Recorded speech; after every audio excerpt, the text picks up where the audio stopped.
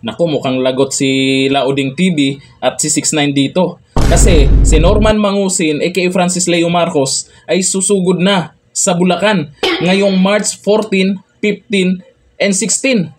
Kasi ito naman kasing sila Lauding TV ay medyo nagkainitan po sila netong nakaraan dahil pinagbabantaan po itong si 69. Binigay po yung address dyan sa Bulacan. Ngayon, itong si Norman Mangusin mukhang matagal hindi nagpaparamdam sa social media. Naku, baka may ginagawa ito na paghahanda. At ngayon, kakapasok lang ng info po sa atin na pupunta daw dyan sa Bulacan.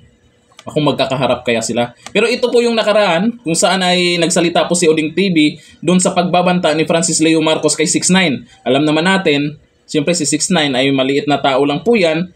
Pinagbantaan po ni Francis Leo Marcos. Siyempre, kinampihan ng boss ni 69 na si Oding TV. Ito po yung nakaraan na binigay ni Oding TV yung address. Ito. Kung papatol ka, dapat sa kamats mo lang. Napakaliit yan para sabihan mo nang sasampalin mo yung mukha. Oh no! Mo pa. Pinapahanap pa ako. Pinapahanap mo pa siya. Eto, bibigyan kita ng tip, Francis Leo, ha. Hanapin mo si 69 para hindi ka mahirapan hanapin. Kami po ay nasa barangay Sibul Springs, San Miguel, Bulacan. Pumunta po kayo rito. At sampalin nyo po si 69 sa harap ko. Ano po? Sampalin nyo po. Para makita po natin kung talaga pong magaling. Pagkatapos niyan, napansin ng karamihan, biglang nanahimik itong si Norman Mangusin. Ay ang sabi nila, baka daw natakot dahil maraming nakakilala dito kay Oding TV kung ano po dyan sa Bulacan yan.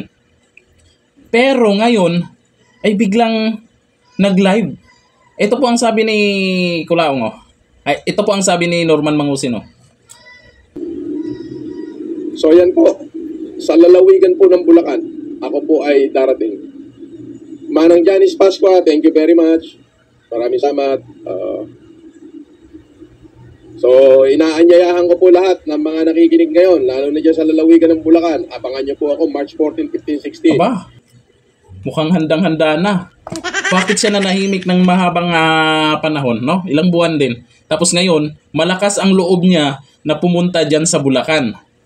Kaya sana makarating ito kila Oding TV kasi siguro chance nila para magkausap ng personalan, hindi yung puro lang bantaan, puro lang pakitang gilas sa social media. Lumalabas dito kung hindi magpaparamdam sila Oding TV pagpunta dyan sa Bulacan ni Norman Mangusin or aka Francis Leo Marcos kasi may gagawin daw sila dyan. O ano kayang gagawin dyan? Kilala lang natin yan kung ano yung pamamaraan yan para magkapera lang. Diba? Sa mga nakikilala, alam na yan.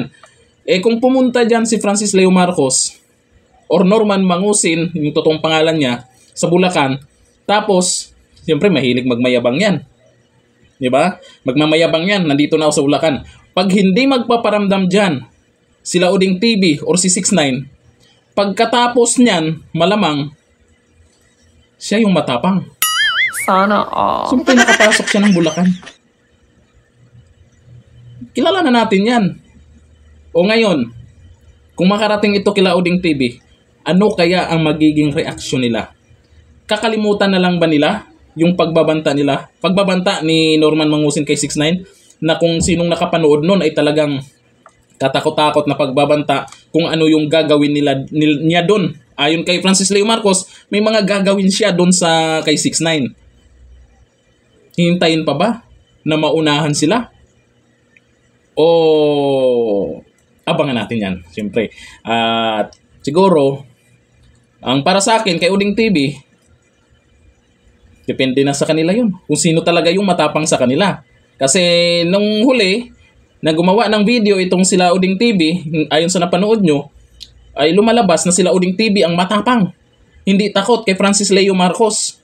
Kasi nanahimik nanahimik bigla itong si Francis Leo Marcos Ngayon, ang tanong ngayon, sino ngayon ang totoong matapang na si Kulaong ay pupunta dyan sa Bulacan?